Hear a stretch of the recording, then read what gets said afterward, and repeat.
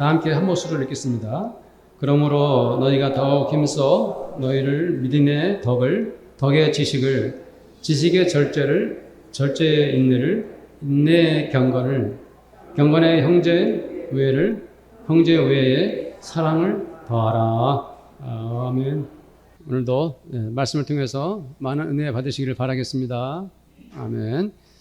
우리 주일학교 유치부 아이들이 유아실에서 또 우리와 함께 예배드리고 있습니다. 그 아이들이 열심히 지금 예배드리고 있습니다. 오늘 말씀에서 베드로는 초대교회 그 유대인들이 아닌 이방인 성도들에게 믿음을 강조하고 있습니다. 처음에 믿음을 말하고 있죠. 신앙생활에서 가장 중요한 것이 무엇인가? 그것은 바로 우리 주 예수님을 믿는 것이죠.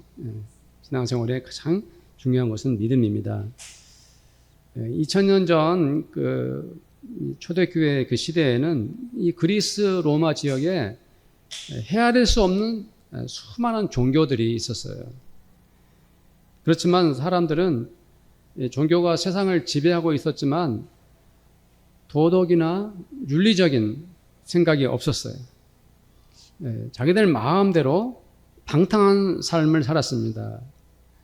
온갖 성적인 타락과 인간의 쾌락으로 이끄는 문화, 오락이 세상을 뒤덮고 있었습니다.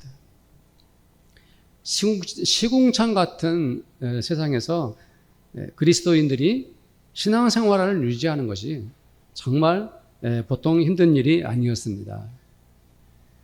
4절 말씀에 보면 이런 말씀이 있죠. 제가 읽어드리고 여기 모니터를 보시고 한번 같이 읽어봅시다. 시작. 여러분이 정욕 때문에 세상에서 썩어질 것을 피하여 신성한 성품에 참여하는 자가 되게 하려 하셨습니다. 바로 그 말씀인 것입니다. 초대교회 성도들이 세속의 추한 것들을 포기하고 예수님을 믿어야겠다 라고 그렇게 그들이 예수 믿는 것은 정말 충분한 가치가 있다라고 생각을 했습니다. 그들은 과거에 육체적 정욕을 따라서 살아왔어요. 그런데 예수님을 믿고 보니 그 옛날에 살았던 삶의 방식, 그것들이 전부 다 썩어 없어질 것이라는 것을 알았어요. 그래서 그런 것들을 버리고 예수를 믿으며 살기로 한 것입니다. 왜 초대교회 성도들이 갑작스럽게 그 많은 종교들 중에서도 예수를 믿겠다고 했을까요? 왜냐하면 예수는 우리들의 죄를 용서하고 우리를 죄와 죽음에서 구원하셨기 때문이죠. 예수는 다른 어떤 종교에서도 할 수 없는 것을 하셨습니다. 예수님이 하신 일이 무엇이죠? 그것은 바로 인류를 구원하는 은혜였고 바로 사랑의 십자가였습니다. 그리고 예수를 믿게 된 결정적 이유 중에 하나가 무엇이냐 하면 그것은 바로 예수가 창조주 하나님이라는 것을 알았기 때문이죠. 온 세상 만물이 우연히 생긴 것이 아니라 성부 하나님, 성자 하나님, 성령 하나님께서 만드신 것을 알았기 때문에 그들은 예수를 믿게 된 것입니다. 그러므로 사도 베드로는 초대교회 성도들에게 그리고 지금 우리 모두에게 예수를 믿는 그 믿음을 강하게 강조하고 있습니다. 우리들의 신앙에서 가장 중요한 것, 최우선순위에 두어야 할 것, 영원히 변치 말아야 할 것, 그것이 바로 무엇이죠? 바로 예수님을 믿는 믿음인 것입니다. 히브리서 11장 6절 말씀을 함께 읽읍시다. 시작. 믿음이 없이는 하나님을 기쁘시게 하지 못하나니 하나님께 나아가는 자는 반드시 그가 계신 것과 또한 그가 자기를 찾는 자들에게 상 주시는 이심을 믿어야 할지니라. 아멘. 그리고 베드로는 믿음에다가 또 무엇을 강조하고 있습니까? 믿음의 다음에 무엇을 말하고 있죠? 덕을 더하라고 말합니다. 덕을 더하라. 믿음은 우리가 성삼위 하나님을 신앙하는 것입니다. 믿음은 우리가 하나님을 온 마음으로 신뢰하는 것입니다. 반면에 그 믿음에 덕을 더하라 그랬는데 이 덕은 무엇입니까? 덕은 이제 사람들 사이에서 일어나야 할 것을 말씀하고 있는 거예요. 베드로는 우리들에게도 믿음에다가 무엇을 더하라고 했습니까? 덕을 더하라. 이 덕이 무엇일까요?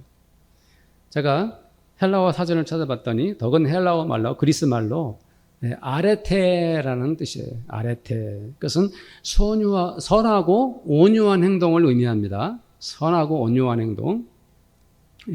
우리가 흔히 덕을 끼친다고 하죠. 그런 의미와 비슷한 것입니다. 그러나 이 덕이라는 것은 혼자서는 쓸데가 없는 거예요. 내가 덕이 많다고 해서 내가 혼자 덕이 많은 것은 의미가 없어요. 이 덕은 개인적인 마음에 홀로 간직하는 것이 아니라 반드시 사람들에게 유익을 주는 것이어야 합니다. 무슨 뜻인지 아시겠죠? 다른 사람들에게 도움을 주는 행위인 것입니다. 베드로는 예수를 믿는 사람은 많은 사람들에게 덕을 끼치라 이런 의미로 말하고 있는 거예요. 2000년 전에 이 복음을 받았던 그리스 지역, 그 주변의 나라 사람들 대부분 자기 중심적인 삶을 살았어요. 뭐 나만 잘 되면 그만이지. 다들 그렇게 살아가는 거예요. 내가 형통하면 좋은 거죠. 그 사람은 성공적인 인생을 산 것입니다. 그렇게 나는 잘 살았다라고 자부하고 그렇게 살죠. 다들 그렇게 자기만을 생각하면서 살 때 베드로는 이제 여러분들이 예수 믿는 성도가 되었다면은 이제는 다른 사람들에게 착한 행동을 하고 그들에게 좋은 영향을 끼쳐야 합니다라고 그렇게 말하고 있는 것입니다. 사실 우리가 살고 있는 이 시대야말로 극단적인 개인주의가 지배하고 있지 않습니까? 아주 오래된 이야기지만 요즘에는 라떼는 얘기하면은 다들 싫어하니까 잘 안 하려고 저도 애를 쓰는데 1980년대 제가 청년 시절에는 이 버스나 전철을 타면 다른 사람이 이 가방이나 무거운 짐을 들고 있으면 그냥 서로 받아주었어요. 그냥 앉아 있으면 쓱 받으면 쓱 맡기고 60대 50대 분들은 기억나시죠? 그런 시절을. 왠지 정익하고 서로 마음이 훈훈해지는 그 기억이지 않습니까? 그러나 요즘은 나밖에 모르는 세상이고 참 주님을 믿는 우리들이 타인에게 덕을 나누는 일이 참 쉬운 일이 아닙니다. 그러나 주님은 우리들에게 예수 믿기 때문에 그리스도인들이기 때문에 앞장서서 다른 이들에게 선한 행위를 해라. 그래서 다른 이들에게 기쁨을 주고 너도 기뻐해라 라고 말씀하고 있는 거예요. 믿음에 덕을 더하는 것이 바로 그런 의미인 것입니다. 갈라디아서 6장 10절 말씀을 함께 읽겠습니다. 시작. 그러므로 우리는 기회 있는 대로 모든 이에게 착한 일을 하되 또 믿음의 가정들에게 할지니라. 아멘. 그리고 베드로는 그 덕에다가 또 무엇을 더하라고 말씀하고 있죠? 지식을 더하라라고 말씀합니다. 덕은 선한 마음에서 착한 그런 동기에서 행동도 참 선하게 열매를 맺는 것이기 때문에 감성적인 측면이 강하죠. 만약 어떤 성도가 참 착하고 다른 사람들에게도 잘해주고 너무 덕을 많이 끼치는 분이세요. 그런데 그분에게 누군가가 성경적인 질문을 한다든지 또 신앙적인 어떤 문제 이런 것들을 여쭈어 보면은 만약에 한마디도 말을 못하고 부끄러워하고 이렇게 얼굴을 돌린다면 그건 곤란할 것 같아요. 믿음도 좋으시고 많은 이들에게 덕을 끼치는 분이신데 이렇게 이런 성경적인 지식, 신앙적인 지적인 면이 너무 없다면 곤란한 것입니다. 그래서 베드로는 그 덕에 믿음의 지식을 더하라 이렇게 말하고 있습니다. 우리는 신앙생활을 하면서 성경 공부도 열심히 해야 합니다. 가능하면 그랬으면 좋겠어요. 그리고 성도들이 기본적으로 성경을 많이 읽어야 합니다. 틈나는 대로 성경을 읽어야 합니다. 여러분들 시간이 좀 날 때 무슨 일을 하십니까? 저는 그게 굉장히 궁금해요. 난 시간이 도저히 없습니다 하는 분들은 물리적 시간이 없는데 어떻게 하겠어요? 불가능하죠. 성경을 열심히 보는 성도가 바로 성경의 지식이 더해지는 모습이죠. 신앙생활을 하는데 성경적인 그런 이 성경을 읽고 성경을 공부하는 것에 관심이 없다면 이것은 옳지 않습니다. 신앙적으로 성경적인 그런 공부와 지식을 통해서 체계적으로 성장해 나가야 하는 것입니다. 아직도 혹시 공동체 성경 읽기를 하지 않고 있는 성도가 있다면 순종하고 공동체 성경 읽기에 동참하기 바랍니다. 신앙의 지식을 더하려면 1:1 성경 공부도 하고 싶습니다 하고 의욕적으로 저나 전사님에 얘기하면 자매님들은 전사님이 1:1 성경 공부를 시켜드리고 또 저는 형제님들에게 시켜드립니다. 제자훈련도 속으로 모여서 받고 그래서 신앙적인 모든 면에서 이렇게 지식과 실력을 갖춰야 하는 것입니다. 이런 것에 관심이 없으면 건강한 성도의 모습이 아니에요. 사도행전 17장 11절 현대인의 성경입니다. 한번 읽어봅시다. 시작. 베레아 사람들은 데살로니가 사람들보다 신사적이어서 간절한 마음으로 말씀을 받아들이며 그것을 확인하려고 날마다 성경을 연구하였다. 바울이 봤을 때 베레아 사람들이 그런 모습을 보고 얼마나 기분이 좋았는지 다 그걸 기록으로 남겨놓았어요. 그 이유는 우리에게 도전을 받으라 이런 의미인 것입니다. 그리고 베드로는 그 지식에 무엇을 더하라고 말씀합니까? 무엇을 더하라고 했죠? 성경에?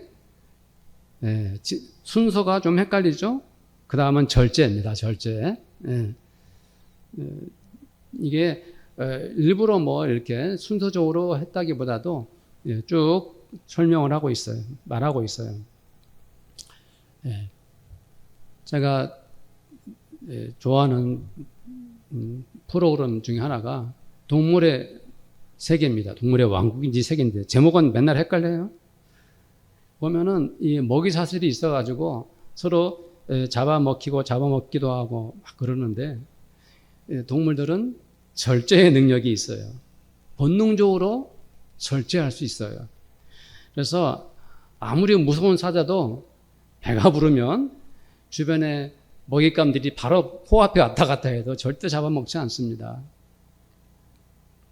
그러나 인간은 그렇지 않아요. 인간은 절제력이 없어요. 사람에게 우리에게 눈이 있고 코가 있고 입이 있고 귀가 있어요.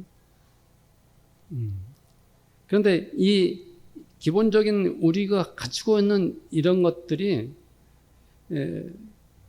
인간만이 절제를 못해가지고 그것을 함부로 써서 문제를 많이 일으키게 되죠. 이 손으로 좋은 일을 하면 참 좋은데 이 손으로 우리가 하고 싶은 것을 마구 해버리면 절제하지 못하면 큰일이 일어나는 것입니다. 눈으로도 우리가 볼 수 있는 것, 눈으로 할 수 있는 것들을 너무 좋아하고 빠져가지고 절제하지 못하면 그 눈 때문에 그 사람의 인격과 삶이 망가지게 됩니다. 우리가 입으로도 절제하지 못하면 함부로 말하고 자기 말만 내뱉고 그리고 심지어 남에게 상처를 주기도 하죠. 하나님이 주신 입으로 절제를 못해서 그런 일이 일어나는 거예요. 먹는 것도 절제하지 못하면 건강을 해치게 되죠. 요즘에는 돈을 벌기 위해서 먹방 프로그램을 막 진행하고 그래서 막 먹어가지고 아주 비정상적인 모습으로 이렇게 사람들에게 박수를 받고 인기를 누리고 하는데 안타까운 일들입니다. 우리가 돈을 벌거나 경제적 투자를 할 때도 절제하지 못하면 결국 손해를 보게 되는 것입니다. 자꾸 더 많은 얘기를 하게 됩니다만은 내가 좋아하는 운동이나 취미, 동영상 보기 이런 것들도 일 중독 이런 것들도 절제가 안 되면 결국 그것들 때문에 심각한 타격을 입게 되는 것이죠. 예수를 믿는 사람들이라면은 자기의 몸과 마음을 행동을 절제해야 한다라고 주님은 우리들에게 말씀하고 있는 것입니다. 사랑하는 성도님들, 우리가 신앙생활을 하면서 또 개인적인 삶을 살면서 절제해야만 할 것이 무엇이 있습니까? 솔직히 각자가 성도님들이 자기 자신을 살펴보십시오. 내가 하나님 앞에서 부끄러울 정도로 절제하지 못하는 것이 있다면 빨리 뉘우치고 회개해서 그 과하고 지나친 것을 절제하고 정상적인 삶으로 돌아오셔야 합니다. 그것이 바로 뭡니까? 하나님께서 우리들에게 절제하라고 하시는 이유예요. 바울도 성령의 9가지 열매 중에서 무엇을 말했습니까? 절제를 말했어요. 성령의 사람들은 절제할 수 있습니다. 사랑의 열매에도 절제가 항상 뒤따라오지 않습니까? 사랑스러운 우리 교회 성도님들, 그리고 함께 예배드리시는 모든 분들, 우리 주님을 믿고 사랑하는 성도님들, 모든 분들이 예수님 안에서 절제의 열매를 거둘 수 있게 되기를 축복합니다. 고린도전서 9장 25절 말씀입니다. 함께 읽겠습니다. 현대인의 성경이에요. 시작. 우승자가 되려고 경쟁하는 선수마다 모든 일에 절제해야 합니다. 그들은 썩을 멸류관을 얻기 위해 그렇게 하지만 우리는 썩지 않을 멸관을 위해 그렇게 해야 합니다. 아멘. 그리고 베드로는 절제 다음에 무엇을 가르치고 있죠? 무엇을 더하라고 그랬습니까? 드디어 찾아냈습니다. 순서를. 인내를 가르치고 있어요. 인내는 참고 견디는 것인데 이 헬라어 그리스 원어는 뭐냐면은 히포모네라고 해요. 히포모네. 히포는 아래라는 뜻이고요. 모네는 머물러 있다는 뜻이에요. 그래서 아래에 머물러 있는 상태, 이것이 뭡니까? 인내예요. 안에서부터 머물러 잘 견뎌내는 힘, 그것을 의미하고 있습니다. 내 안에서 잘 머물면서 견디는 것. 인내하는 것과 인내하지 못하는 것의 차이가 무엇입니까? 물을 얻기 위해 우물을 파야 합니다. 아무리 파도 그러나 물이 나오지 않습니다. 인내가 부족한 사람은 결국 포기하죠. 힘들다. 더 이상 못 참겠다. 그리고 이제 차라리 다른 곳에 땅을 파야지 하고 다른 곳에서 또 우물을 팝니다. 거기서도 물이 안 나옵니다. 다시 또 힘이 드니까 이번에도 인내하지 못하고 주저앉고 마는 것입니다. 그러나 인내심이 강한 사람은 참고 견디면서 조금 쉬어가더라도 다시 그 땅을 팝니다. 한 우물만을 파는 것이죠. 우리들의 신앙생활에도 인내가 있어야 함을 주님 말씀하고 있습니다. 우리가 신앙생활 하다가 우리 각자가 왜 어렵고 힘든 일이 없겠습니까? 그리스도인들도 어려운 일들을 겪게 되죠. 초대교회 성도들을 한번 생각해 봤어요. 이분들이 만일 인내하지 않았다면 어떻게 됐을까?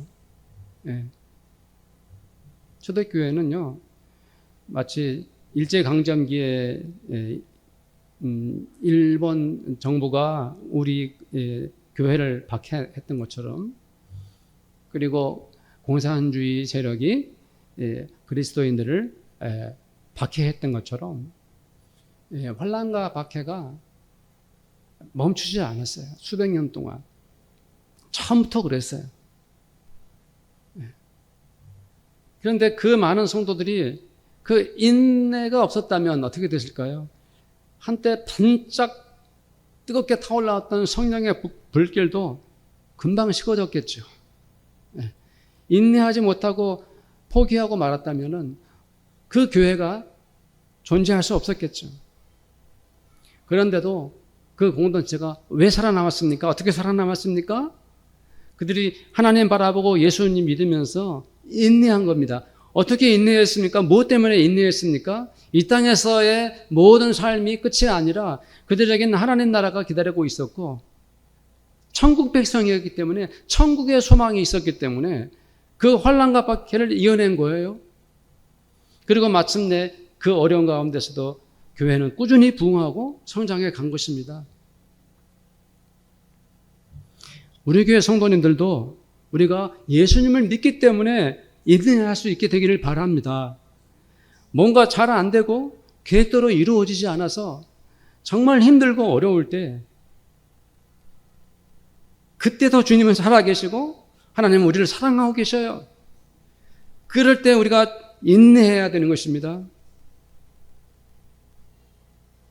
살아계신 하나님께서 그렇게 힘들고 어려운데도 인내하고 견디는 성도들을 어떻게 하시겠습니까? 마침내 축복하십니다. 네.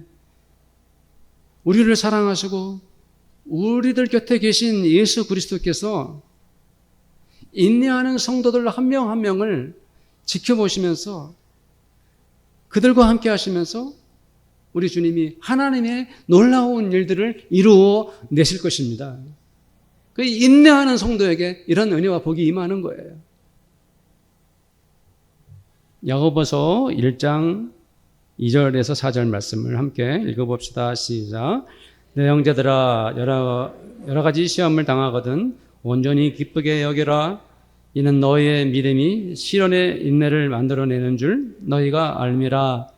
인내를 온전히 이루라. 이는 너희로 온전하고 구비하여 조금도 부족함이 없게 하려 함이라. 아멘. 얼마나 은혜로운 말씀입니까? 복음은 이렇게 능력이 있어요. 그리고 베드로는 우리들에게 인내에다가 또 무엇을 더하라고 말씀하고 있어요? 경건을 더하라. 경건은 무엇보다도 하나님과 성도 사이의 관계에서 일어나는 거예요. 경건은 혼자 하는 게 아니에요. 경건은 나와 하나님과 사이에서 일어나는 일입니다. 우리가 신앙생활하면서 하나님과 사이가 좋아야 합니까? 아니면 하나님과 사이가 대면해야 합니까? 질문 같은 것을 해야죠. 당연하죠. 우리가 사회생활을 잘 하려면 줄을 잘 서야 합니다. 회사에서 승진을 하려면 인사권을 쥔 사람 앞에서 내가 능력 있는 사람이다, 유능한 사람이라는 것을 비춰야 합니다. 그래야 그 사람이 보고 너 일을 잘하는구나 하고 나를 써주겠죠. 줄을 잘 서야 합니다. 어떤 기술을 꼭 배우고 싶어요. 그러면 그 분야의 탁월한 실력자 전문가를 찾아가서 배워야 합니다. 하나님은 우리 인생을 이끄시고 주도하는 분이세요. 하나님은 우리에게 필요한 것이 무엇인지 다 알고 계신 분이십니다. 하나님은 바로 우리 생활의 현장에 찾아오셔가지고 성도들 한 명 한 명을 사랑하시는 분이세요. 그렇다면 우리는 하나님을 만나고 하나님과 또 교제해야 합니다. 그것이 경건이에요. 예, 세속적인 표현이긴 합니다만 우리 모두는 하나님께 줄을 잘 서야 하는 것입니다. 하나님은 우리에게 은혜 주시고 사랑 주시고 또 복을 주시는 분인데 왜 구태여 하나님께서 멀어지고 하나님께 등을 돌려 살아야 됩니까? 참 바보 같은 사람인 거죠. 그러므로 베드로가 경건이라고 말하는 것은 우리가 하나님과 우리 주님 사이에서 신앙적인 교제를 나누라 이런 말씀을 하고 있는 것입니다. 성도님들, 경건이라는 단어 자체가 매우 엄격하고 굉장히 어려워 보이죠. 경건은 특별해 보이죠. 그것이 아니에요. 너무 힘들고 어렵고 특별한 거라면은 못하죠. 어떻게 하겠습니까? 경건은 하나님을 찾아뵙고 하나님께 겸손히 기도하는 것으로도 충분히 경건한 신앙생활을 우리가 하고 있는 것입니다. 우리가 성경책을 펴고 성경 말씀 한 줄 한 줄을 읽는 것도 그것이 경건이에요. 조금 적극적으로 한다면 매일 일정한 장소와 시간을 정해놓고 성경을 묵상하고 기도하면서 큐티할 수 있다면 굉장히 더욱 깊어진 경건의 은혜를 누릴 수가 있는 거죠.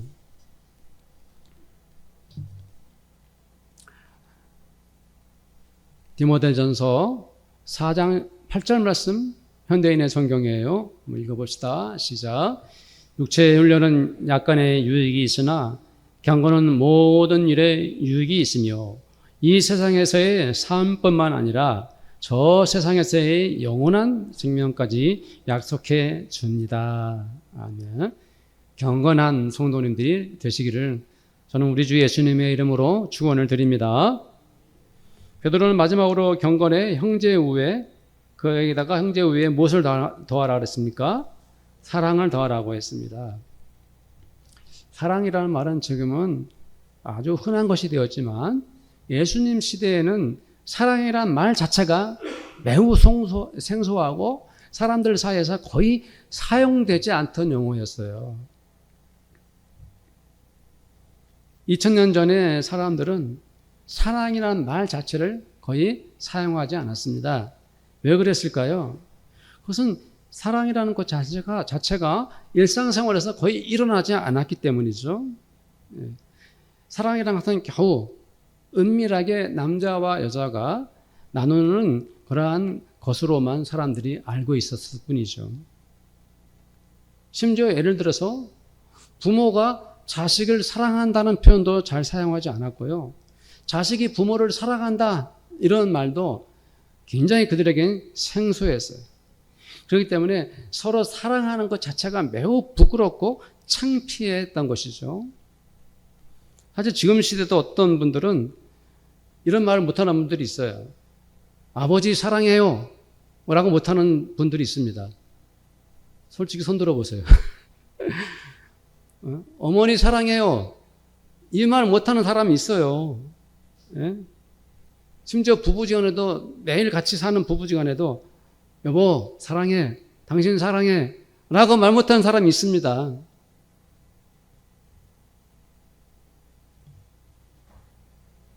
직장에 가서도 우리는 동료나 부하 직원에게 상사에게 그분을 얼굴 보면서 사랑합니다 이렇게 말하기가 어렵죠.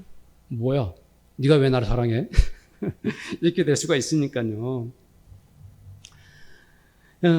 예수님 시대에 이 사랑이라는 것이 그렇게 드물고 거의 사람들 사이에서 쓰지 않던 말인데 예수님께서는 이 말을 아주 흔하게 자주 사용하셨고요. 쉽게 하셨습니다.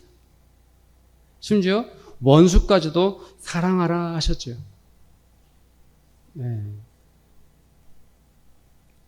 그래서 예수님의 영향을 받은 사도들, 바울이나 베드로 같은 제자들도 이 사랑에 대해서 더욱 확장시켜가지고 초대교회 성도들에게 가르쳤어요. 그리고 더 깊이 있게 체계적으로 사랑이 무엇인지 말해 주었죠. 사도들은 이제 예수를 믿지만 아직 사랑이 서툴고 어떻게 사랑해야 할지 모르는 성도들에게 그것을 잘 가르쳐 주었고 자세히 다루었습니다. 그래서 베드로가 오늘 이방인 성도들에게 사랑을 말하고 있는 것입니다. 사랑을 말하고 있는 거예요. 네. 받아들이기 힘들고 어색하고 마냥 부끄러워하는 그 사랑, 그것을 해라. 네. 성도들은 사랑해야 되고 형제들 자매 간에도 우애하고 다정하고 친절하면서 서로 진심으로 아껴줘라. 서로 사랑하라. 이것을 베드로가 말하고 있는 거예요. 로마서 13장 8절 말씀입니다. 한번 읽어봅시다. 시작. 피차 사랑의 빛 외에는 아무에게도 아무 빛도 지지 말라. 남을 사랑하는 자는 율법을 다 이루었느니라. 아멘. 뭐 이런 말씀은 저절로 은혜가 되니까 나도 모르게 감동이 되지 않습니까? 이런 말씀을 보면은 나도 모르게 눈물이 핑 돌죠. 성도님들, 오늘 말씀을 보면서 나에게 부족한 것이 혹시 무엇입니까? 8가지 중에서 나에게 혹시 부족한 부분은 없습니까? 그리고 나에게 충분한 것, 자랑스러운 것, 더 보여주고 싶은 것도 있죠. 우리 교회의 모습은 어떤가요? 우리가 신앙생활하고 함께 모여 예배드리고 있는 성도님들, 우리 교회는 어떤 모습을 하고 있습니까? 이 8가지 중에서 잘하고 있는 것은 무엇이고 부족한 것은 무엇일까요? 오늘 말씀을 함께 성도님들을 생각하면서 우리가 이 8가지에서 부족한 것들은 키워나가고 잘하고 있는 것들은 더욱더 많은 분들과 마음껏 나누고, 그래서 이 8가지의 어떤 은혜가 우리 성도님들에게 정말 충만하기를 축복합니다. 네. 자, 우리 한 번 더 5절부터 7절까지 읽고 기도하도록 하십시다. 시작. 그러므로 너희가 더욱 힘써 너희 믿음의 덕의 지식을, 지식의 절제를, 절제의 인내를, 인내의 경건의 형제의 우애를, 형제의 우애에 사랑을 더하라. 아멘. 오늘 말씀을 생각하면서 각자 우리 주님 앞에서 기도하기를 원합니다. 기도합시다. 하나님 아버지 감사합니다. 주님, 우리에게 주시는 이 말씀을 생각하면서 아버지 큰 은혜와 도전도 받습니다. 내게 부족한 것들이 분명히 이것저것 많이 있습니다. 하나님께 죄송스럽고 부끄럽고 아버지 창피한 것들도 있습니다. 또 하나님께서 나에게 많은 은혜를 주시고 우리에게 은혜를 주셔서 아버지 하나님 잘하고 있는 것들, 풍성한 것도 있습니다. 이 8가지를 아버지 정말 조화롭게 균형 있게 갖추고 정말 이 시대를 살아가는 한 그리스도인으로서, 성도로서, 하나님의 아들로 딸로서 아버지 잘 살아가기를 원합니다. 하나님과 나 사이에서, 또 나와 세상 사람들의 관계 속에서, 또 교회 속에서, 또 나 개인적인 모든 삶 속에서 아버지 이것을 실현하고 나누고 적용하고 실천하고 행동하는 저희 모두가 되도록 주님 은혜를 베풀어 주시옵소서. 우리 성도님들을 한없이 사랑하신 주님께 감사하고 이 말씀이 우리 모두에게 용기와 큰 은혜와 도전이 되게 하여 주시옵소서. 예수님의 이름으로 기도드립니다. 아멘. 지금은 우리 주님 예수 그리스도의 은혜와 하나님 우리 아버지의 사랑하심과 성령님의 교제하심이 오늘 이렇게 함께 예배드리는 모든 하나님의 아들, 딸들 머리 위에, 또한 그들의 가정과 열심히 일하는 일터들, 그리고 우리 빛과 소금의 교회 위에 지금부터 영원토록 함께 있으를 지어다. 아멘.